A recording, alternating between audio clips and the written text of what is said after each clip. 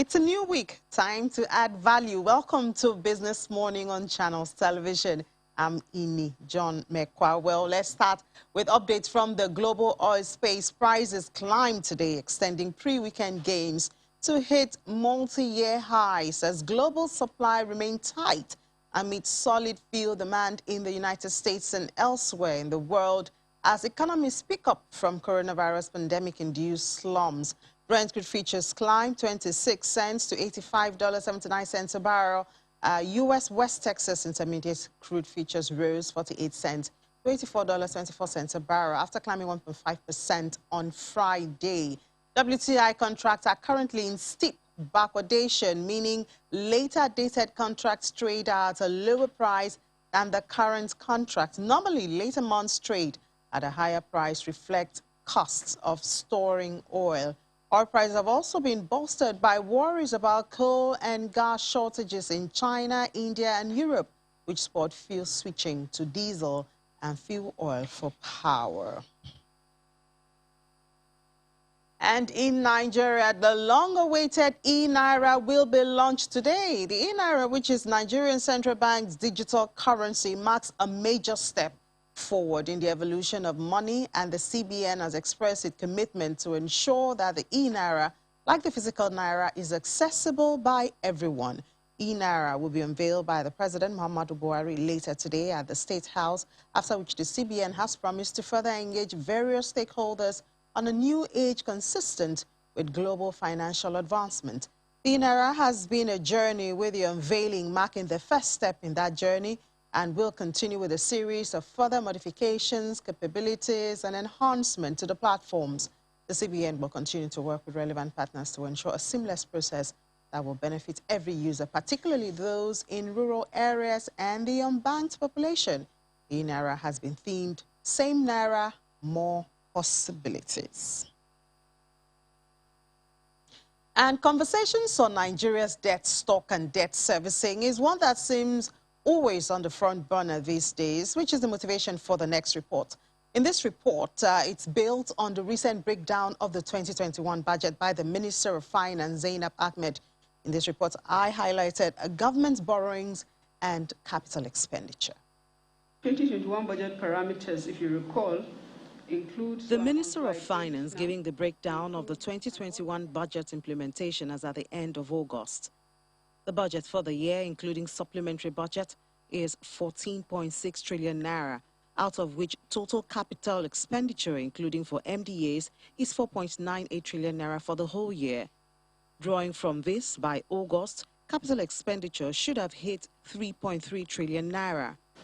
As at the end of August, 1.75 trillion naira had been expended for capital projects. Of this amount, 1.723 trillion represents 81% of the aggregate provision for MDA's capital prorated, while 36.01 billion is expenditure from government-owned enterprises. By implication, the federal government has spent 53% of the prorated actual budget set for capital expenditure and 22% of total expenditure.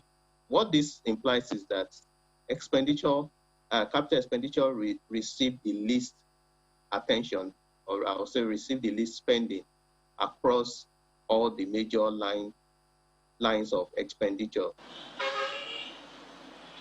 Infrastructural development has been linked to the debt stock of the country, which, according to the Minister of Finance, actual borrowing as at the end of August was 4.61 trillion naira. Of the expenditure, 2.87 trillion was utilized for debt service, while 2.57 trillion was utilized for personnel costs, including pensions and gratuities. Borrowing for infrastructural development has been adjourned as norm, as infrastructure boosts economic activities and consequently funds debt servicing. However, questions have been asked as to the viability of some of the infrastructure embarked upon by the federal government. For instance, the second Niger Bridge, with a cost of 336 billion naira, or the construction of railway to link Kano and Kaduna, which cost $1.2 billion. With the kind of infrastructure required and the cost going into building these rail lines, you cannot recover their money from passenger traffic alone. You may not even get up to 1/3 from passenger traffic. So the haulage is where you are looking for. After Lagos-Ibadan Highway, the second most profitable is the Niger Bridge, because of the horrendous traffic going in there, going in and out of the whole of Southeast and a lot and part of South-South. And so there it is, you put toll gates, and the toll gates, whether you charge 1,000 naira per truck or 2,000 naira per truck, you get a lot of that money back within 2-3 years. With this infrastructure not in the state of profitability currently, debt servicing has been funded from the budget. Reason the country's debt stock has been a source of conversation in recent times. As debt servicing increases, it reduces the chances of having excess revenue for capital projects or for other expenditure.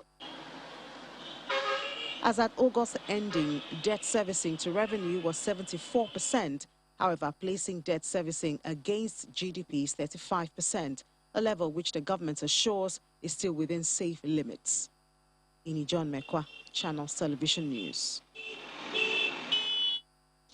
And now let's look at the latest move by the Central Bank of Nigeria as it has issued the guidelines for the implementation of the Tertiary Institutions Entrepreneurship Scheme, TIES.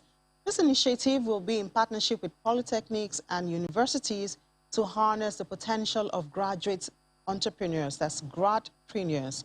And to help us understand this more, we have Alumni Director at Entrepreneurship Development Center at Pan Atlantic University, Nnenna Ugu. Good morning, Ms. Ugu. Thank you so much for joining us. Good morning, Ini. So,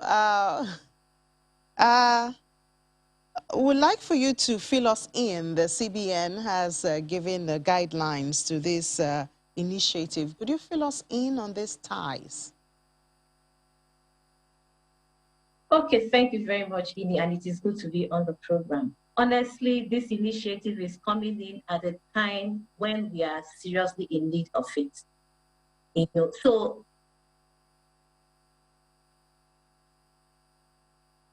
when we are seriously in need of it.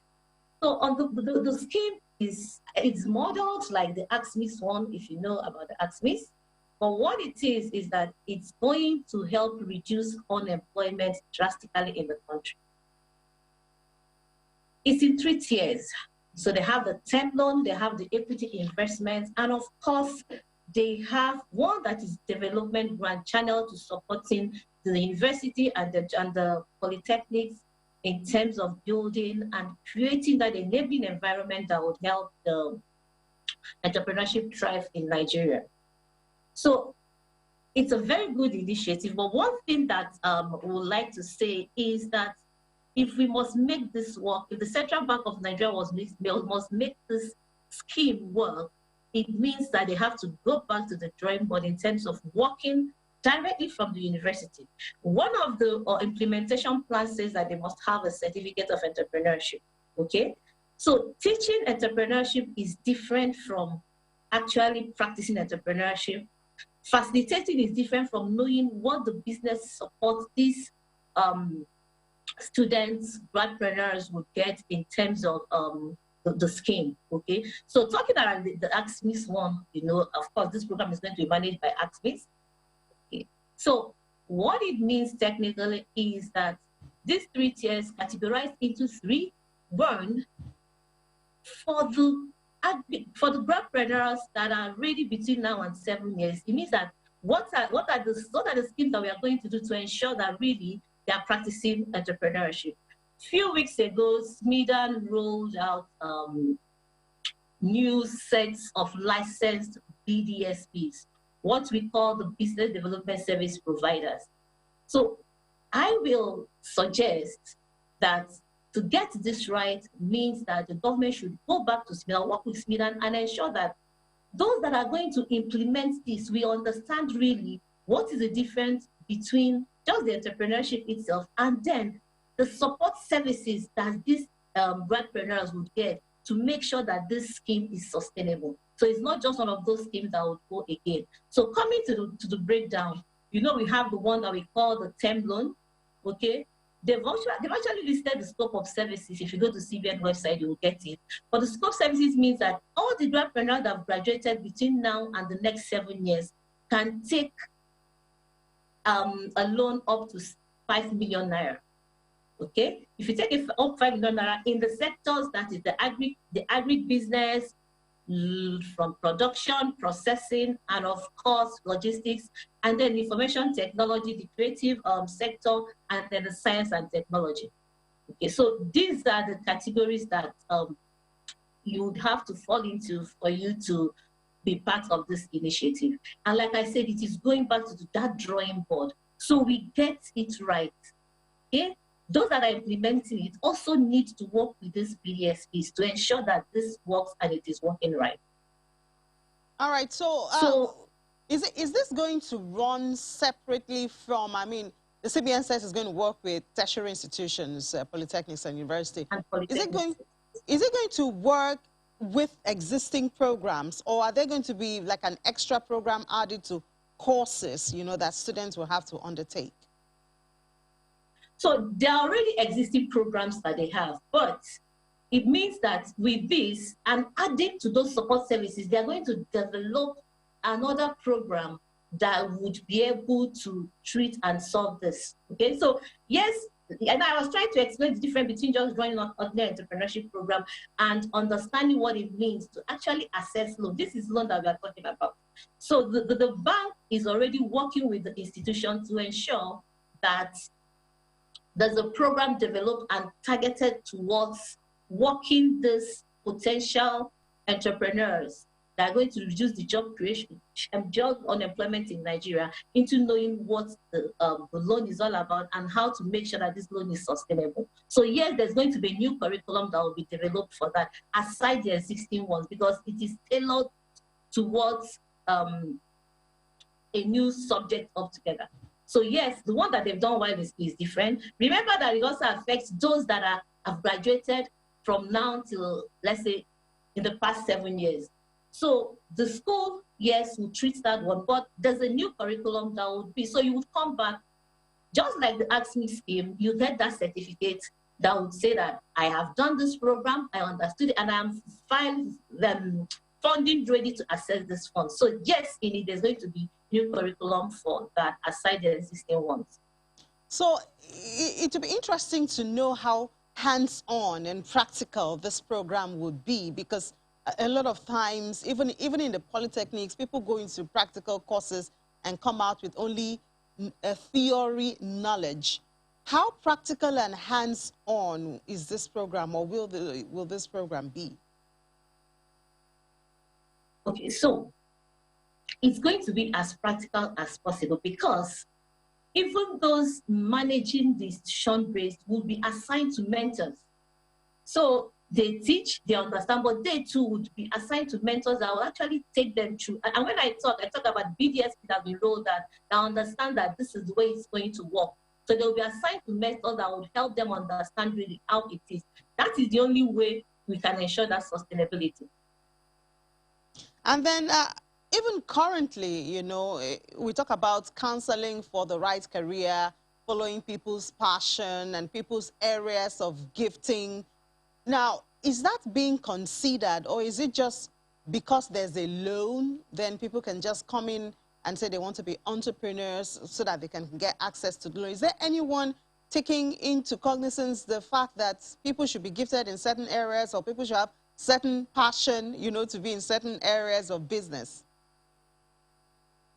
If you look at the statement that was rolled out by CBN, they already have those things in place to ensure that it is not just one of those loans that you think, let me get it because I heard that this loan is there. It's going to be thorough. The implementation process is going to be very, very thorough. And the Central Bank of Nigeria is working with the institution to ensure that it is not just one of those wild goods, let me just go and take this money.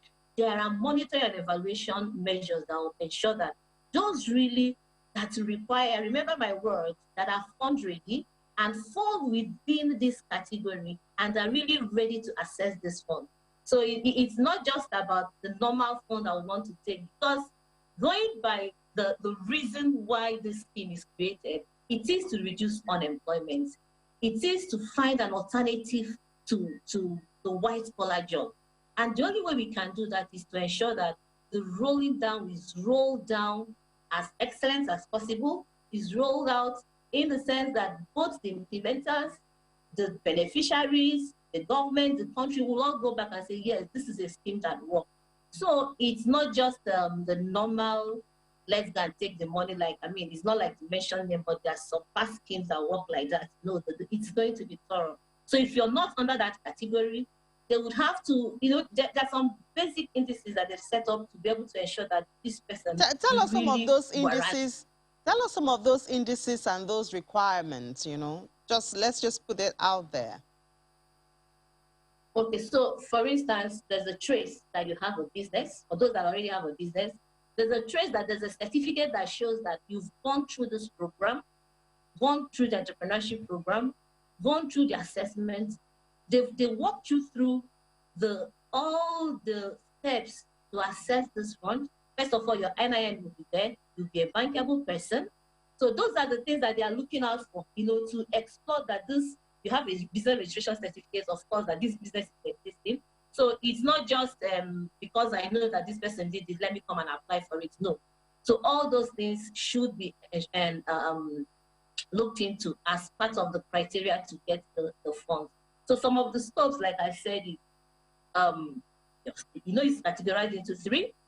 So for the startups, yes, 5 million, partnership 25 million, and of course the investment one, the equity investment. Thank you. All right, so how long is this program for? And like you said, some people who have already graduated, maybe people who have graduated earlier, at least or latest 7 years ago, can come back for this program. For those category of people, how do they get back in? What are they supposed to bring? Number one. Number two, how long is this program for? This program definitely, for the first trial, it's like 10 years. So we are looking at ending 2031. But you know that if I've graduated 7 years ago, that's why I said that they are creating a special program for this. So you have to show that you are, number one, you graduated from a Nigerian university or polytechnic.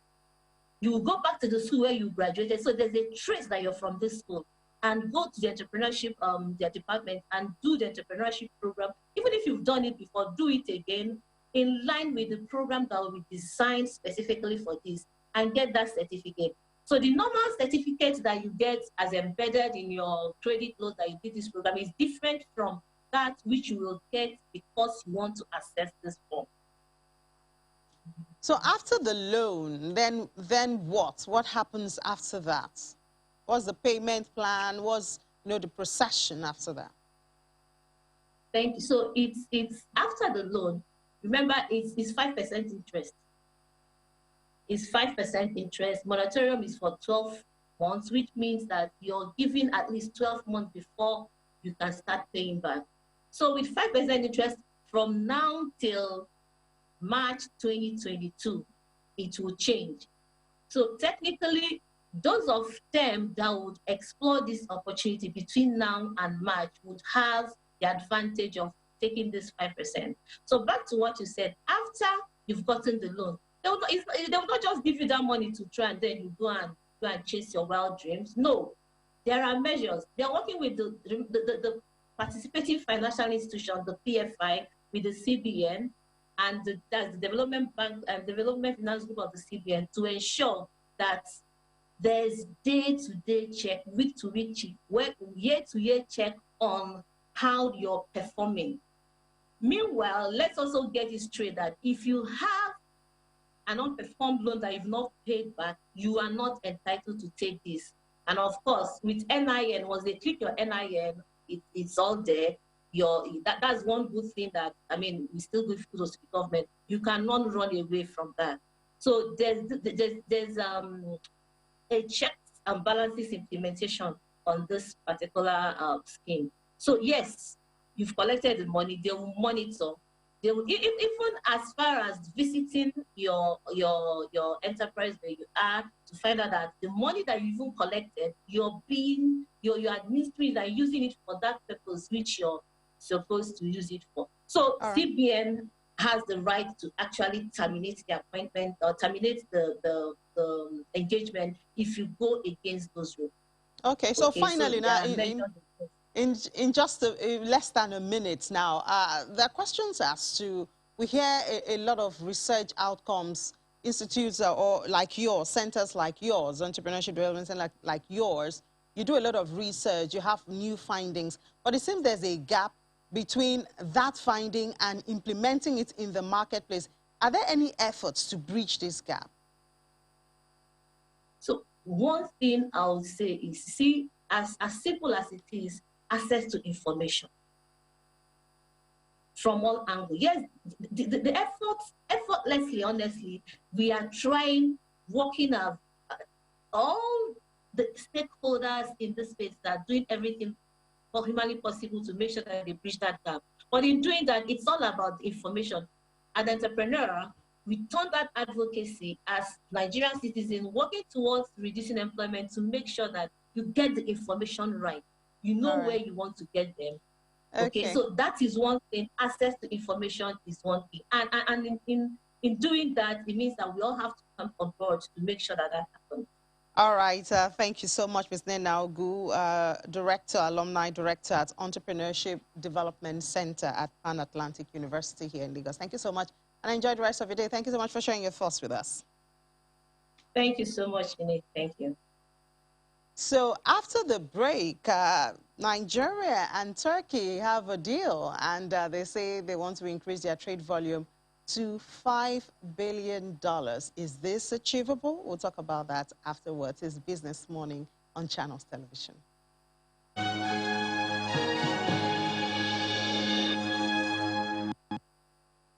You're welcome back. Well, the president of Turkey, Recep Tayyip Erdogan, recently visited Nigeria and was hosted by the president of Nigeria, Muhammadu Buhari, and representatives of the business community. Some of the highlights from the meeting was a signing of 8 bilateral agreements, the prospect of expanding trade volume up to $5 billion, and Nigeria supplying 15,000 barrels of oil daily to Turkey.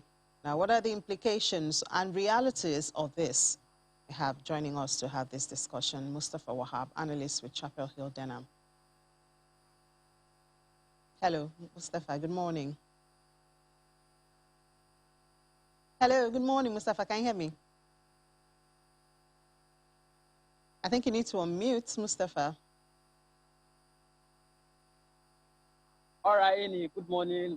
It's good morning. To be with you. Happy to see you. Happy to see you too. So Nigerians have been told that 8 bilateral agreements were signed in key sectors, including energy, defense, industry, mining, hydrocarbons, during the visit of the president of Turkey.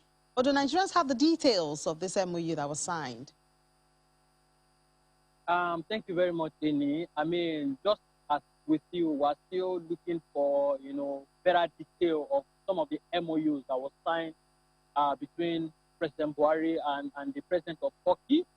We have not seen anything, concrete as far as the deal is concerned. But what we do know is that both countries are basically looking to push in volume up to $5 billion between them.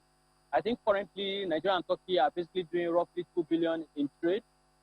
So if this should materialize at $5 billion, I think on our estimate that would translate to roughly 6.5% of total volume trade in Nigeria, at least as at 2020.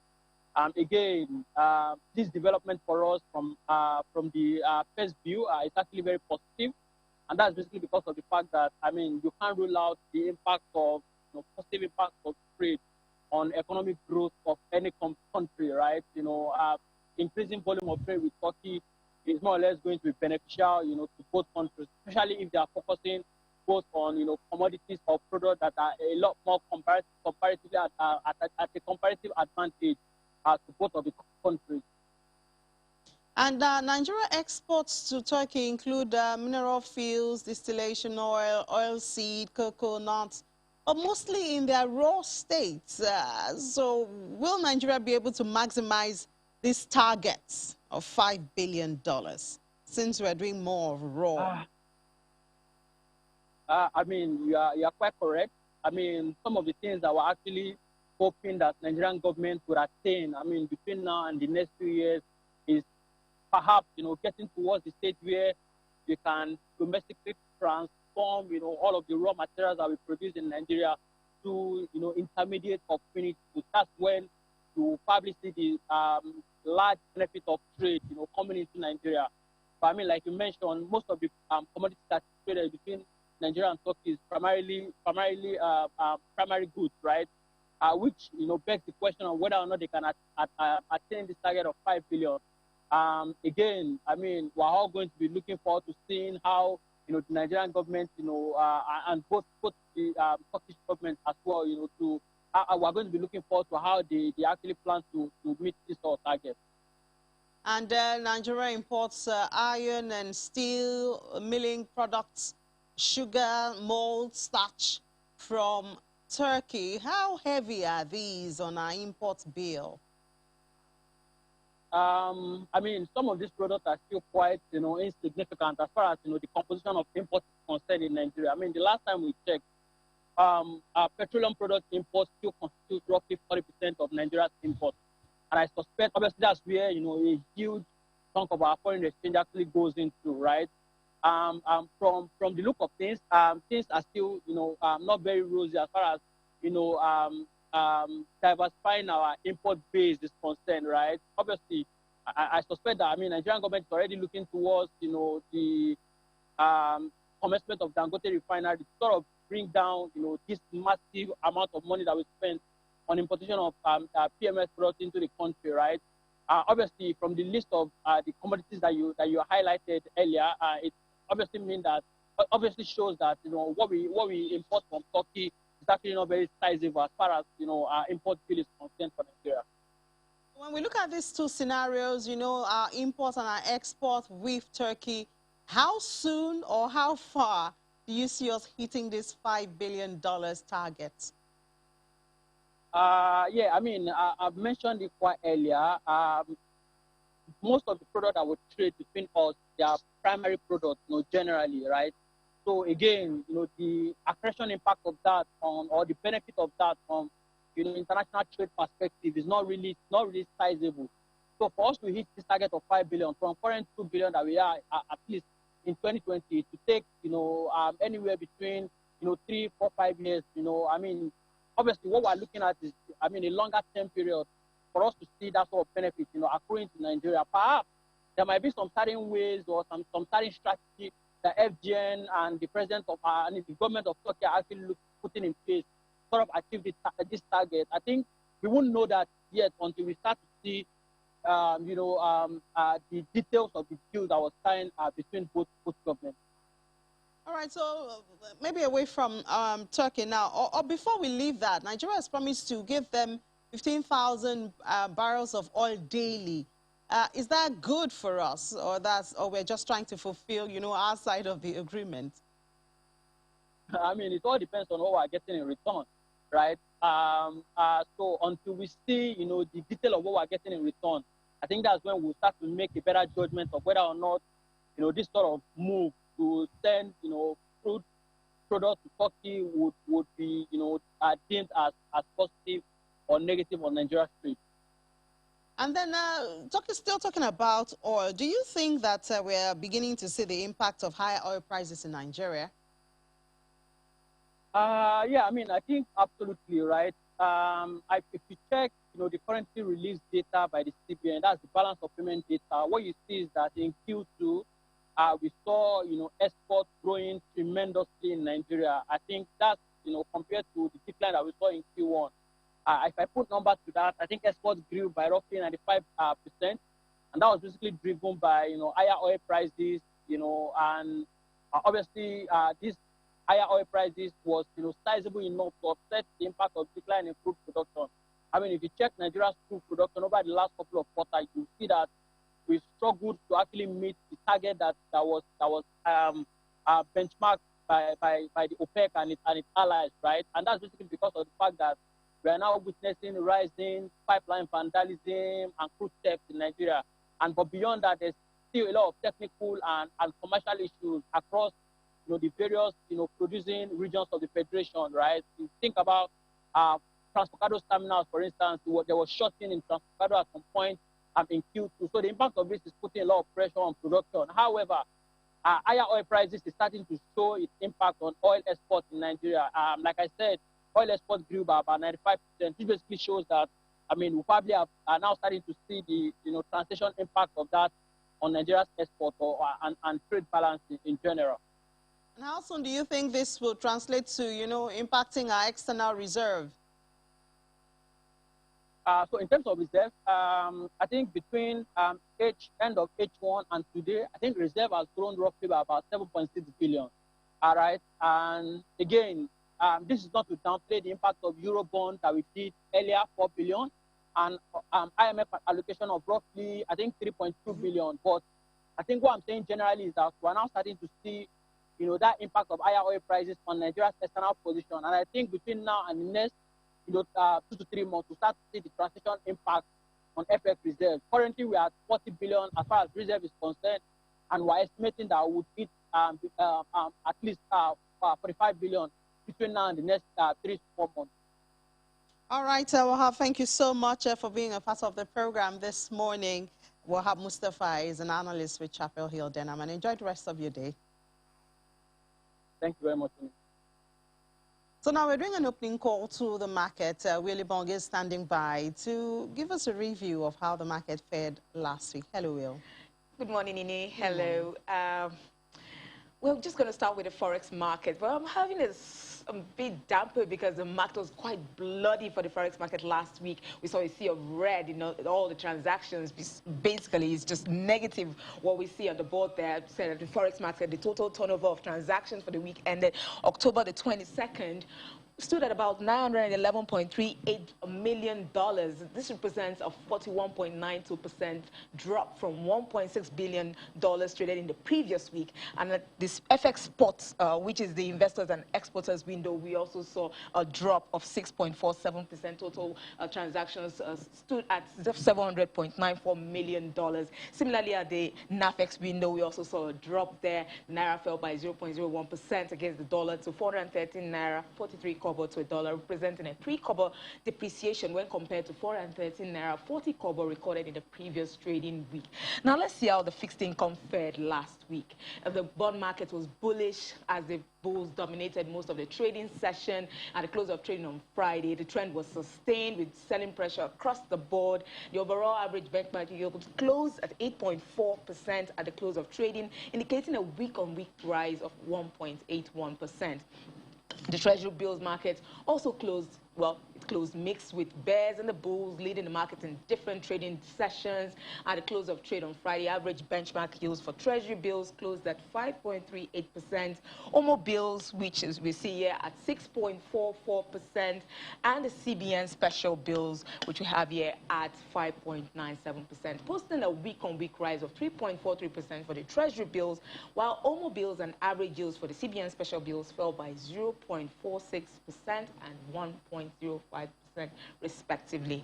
Now we move over to the equities market, where it's been positive trading for the market for the month of October. They've closed 4 trading sessions. They've notched 4 positive trading sessions for the month of October, and I'm so happy about that. We saw the benchmark index rise 0.78% higher at 41,763.26 points.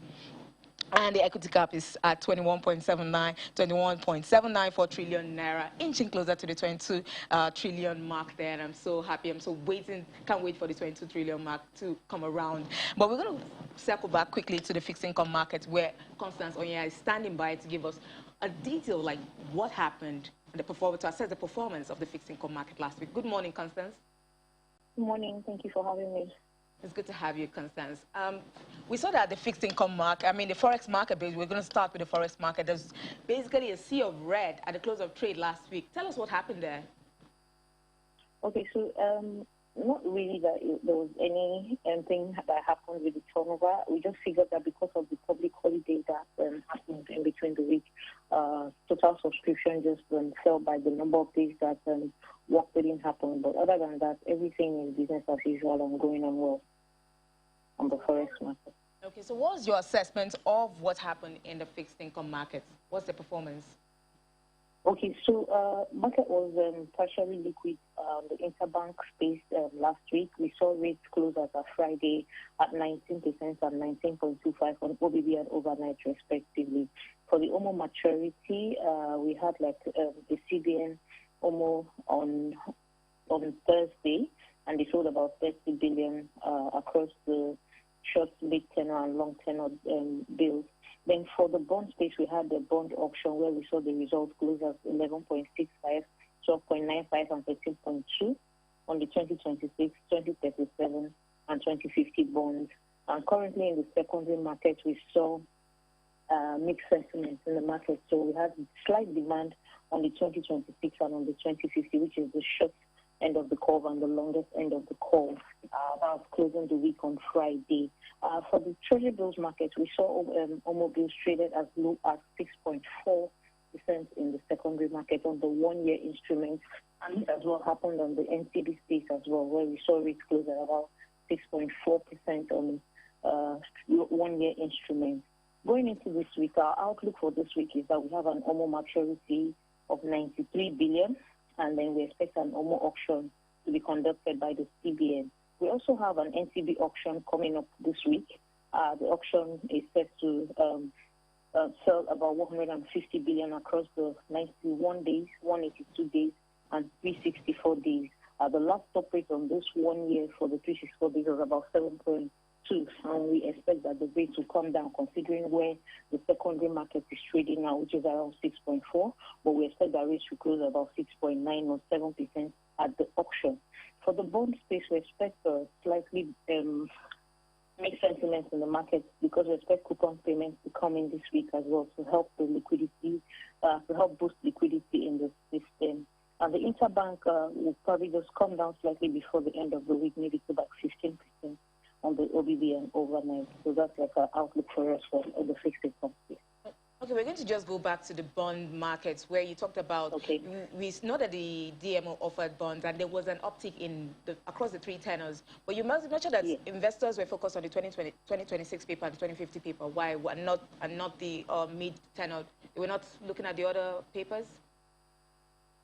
Okay, so it's just like maybe a demand kind of thing, and maybe the rates, the CMO didn't want the rates to go higher than where it was. So the number of people that came for subscription, we saw that this rate over all the way to about 17% in the at the auction, but closed at 13.2. So it's most likely that those people that went high, that didn't get at the auction, come into the secondary market to pick whatever they can see. So as soon as the auction closed out at 13.2, we saw bids in the market at 13.15, and this was as a Friday. And on the short tenor, a lot of people are also in that space, seeing that they don't really want to take much risk. And then so we just have that demand. Around the mid-tenor, it's not like we don't expect any demand around there, but maybe a lot of people just got filled at the auction at the time being. So but going forward, maybe by the time the coupon payment will come in this week, we expect to see demand across tenors anyway. Thank you so much, Constance, for your input on the program. That's Constance Onyari, fixed income dealer at Access Bank. Thank you for joining us today. Now, we're still at the domestic market, equities market, where, like Constance already mentioned, there was a public holiday last week, which we had 4 trading sessions last week, but they still had a resounding performance, an outstanding performance, closing the week at 0.78%. Now, we saw that except for the activity chart where we saw a drop in the volume of value and the deals, still sentiment was still positive in the market. We saw slightly mixed sentiments across the sectoral performance. The banking, industrial, oil and gas were up. The biggest gainer here was the industrial goods sector, and but the consumer goods and insurance were flat, well, closed negative, and we're hoping that maybe there will be a slight rebound this week. We move over to the NASD unlisted securities market, where we saw an uptick in the week-to-date gain, up 0.1% at 747.53 points, and the market cap is at 617.59 billion naira. The NASD index is doing quite well. There was a drop in the volume that was traded, value. There was also a decline there, and the number of deals was just not as impressive as the prior weeks that we have seen. Investors also lost about 0.6 billion naira, which is not a very good thing for the market. That's about 600 million naira. Now, like I mentioned, it was not a very good outing, especially for the activity levels. So, Ini, that's what we have for the market for last week. I'm hoping that this week... Well, I remember for 2 Mondays now, I was talking about the equities now. For 2 Mondays, we've had a red Monday, and then subsequently every other trading session will be positive. So we'll certainly be watching to see what's going to happen at the equities today. You did say that it's the Monday vibe, so we're taking on that, holding on to the Monday vibe. I think people just come out of the weekend broke, and then they delve in and do their profit taking and say, okay, we'll see what happens for the rest of the week. Anyway, thank you so much, Will. No worries. Yeah, so we'll take a break now. When we come back, we'll do another opening call. This time it will be to London. Do stay with us.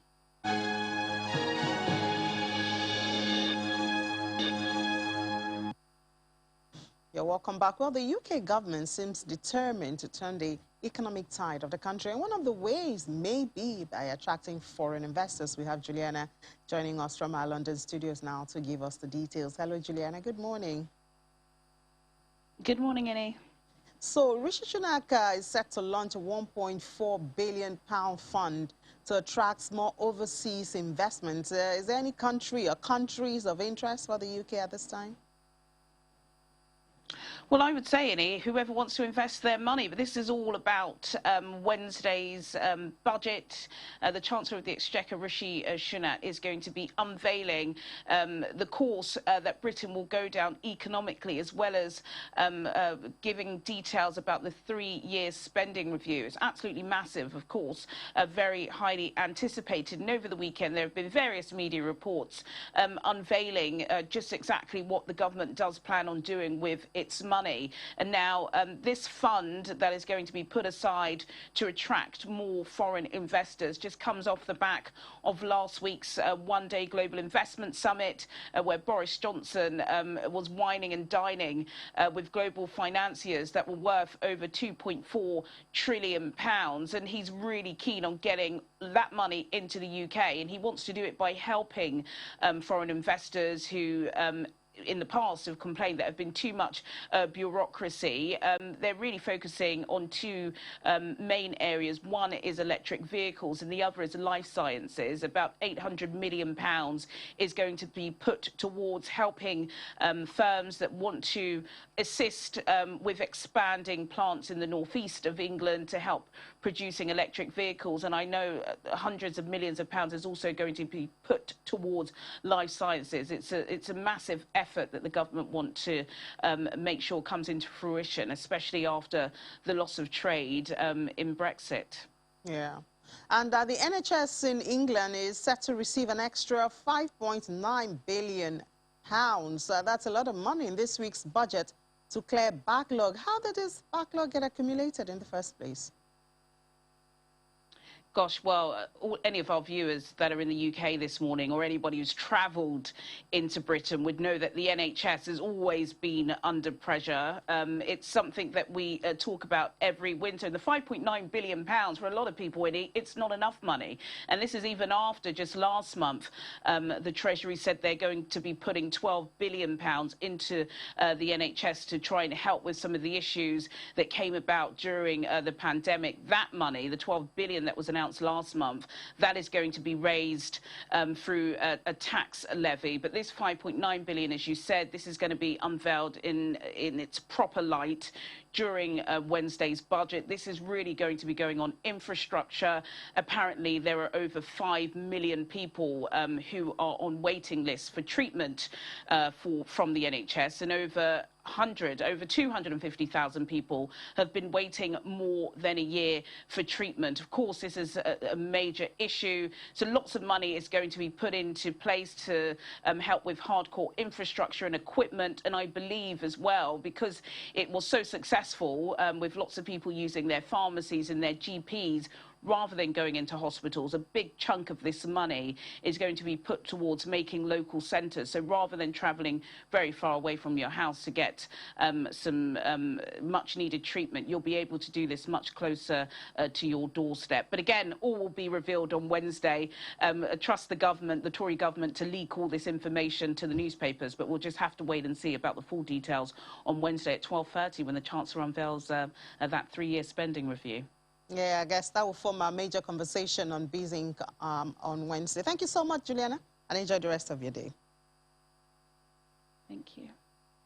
So let's move over to the crypto market now. This morning, market cap stood at $2.58 trillion. That's a 1.02% increase over the last day. The total crypto market volume over the last 24 hours stood at $101.12 billion.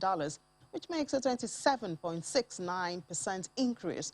The total volume in DeFi currently $11.55 billion. That's 11.42% of the total crypto market 24-hour volume. The volume of all stable coins is now $80.63 billion. That's 79.74% of the total crypto volume. Now let's look at Bitcoin. This morning at about 8 a.m., Bitcoin was $62,035. $78, showing a 2% increase in the last 24 hours. It's still within the 62%, while its dominance is also still hovering around 45%, but there's been an increase of 0.17% over the last day. 24-hour volume decrease, however, $24.21 billion. Now let's see how Ethereum, 4,125.25, showing a 0.81% increase, and the 20-hour volume, $15 billion, about that. Top gainers this morning, Coinbase, Solana, XRP, Doge, and Polkadot are doing very well this morning. And then the top losers, we have more of the stable coins, except Cardano, which has found its way there. Well, this morning, I think major interest is in Nigeria. E-Naira is being launched today. So we have Olumide Adesina now to give us some insight and tell us what he thinks about the E-Naira and what difference it will make into the ecosystem as it's being launched today. Hello, Olumide. Good morning. Yeah, hello. Good morning. Good morning. So are you excited about the E-Naira? Do you see it making changes in the ecosystem? Of course, I'm very excited about the CBDC assets. You need to understand that this is the first African central bank digital currency coming in play. The president, in some hours' time, should be launching the digital currency. I think it's something that is disruptive. I anticipate that it's going to leverage more on the functionality and purpose of the Apex Bank and increasing financial inclusion across market spectrum.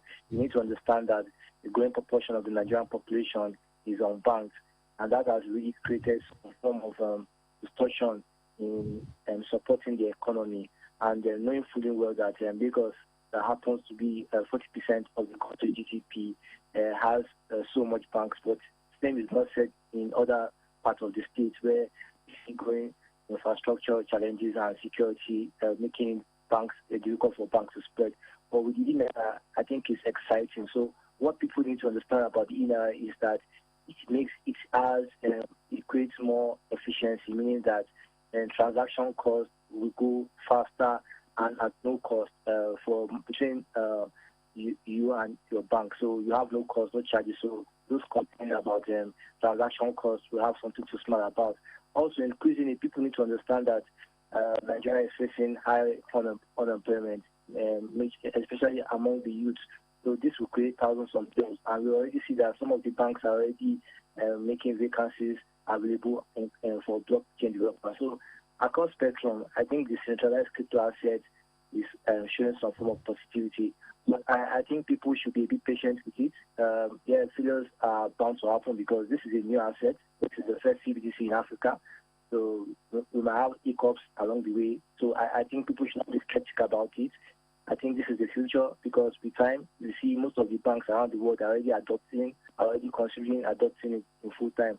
It's just that Nigeria happens to be the way, and that is very exciting. So I think it's going to increase the mandate of the central bank trying to intervene among populace, like sending direct intervention to people directly without the banks. It's going to leverage the economy. I see it boosting our GDP if things are implemented correctly. Also, in the long run, I think there will be a relationship between the inner and the crypto market, though we have no direct relationship yet because the Apex Bank in February banned crypto transactions. But all this is going to last once the Security and Exchange Commission creates a legal framework around crypto assets.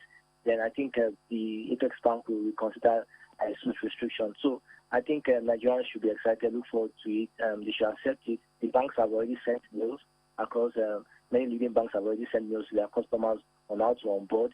I think people should not to approach it with a little bit of excitement and also don't expect too much. It's a new technology, as I said, but the functionality is going to really open so many doors.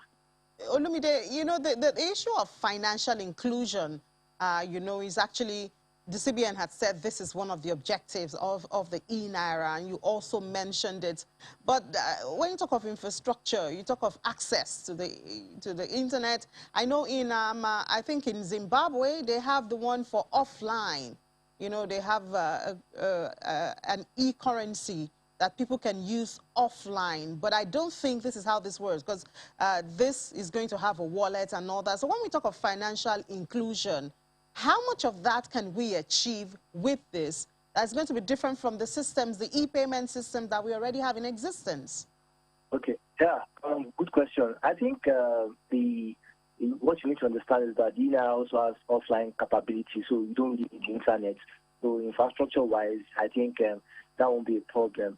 And also, people need to understand that the fact that we have a great amount of people on banks outside Lagos doesn't mean that Nigerians are not tech-savvy. I did a recent survey about crypto adoption across Nigerian regions. You'll be surprised to see Nasarawa having higher interest in Dogecoin than a state like Lagos that has so much exposure. So what it tells you that every state has a peculiar attraction to crypto assets. So I think it will really bring in a lot of people outside Lagos, which is much needed. And also, it will kind of give the central bank a clearer picture of transactions because, see, these things can be monitored real time on the blockchain. So the Apex Bank will have access to see how funds are going around. But, you know, the challenge we have right now is that it's not going to replace cash. It's just going to complement cash. So I don't think in the near time we'll have so much volume on that because it's not meant to process so much volume. So with time, that will happen. But I think it's going to really include more people on the system. So the fact that you don't have a smartphone doesn't mean you can't use the inner. And the banks will start creating awareness because the banks are mandated to start educating customers. And I advise people to click on channels, click on programs that will educate you about the inner because there's so much opportunities around the inner for every young Nigerian. Mide, thank you so much for throwing some light on that. Enjoy the rest of your day.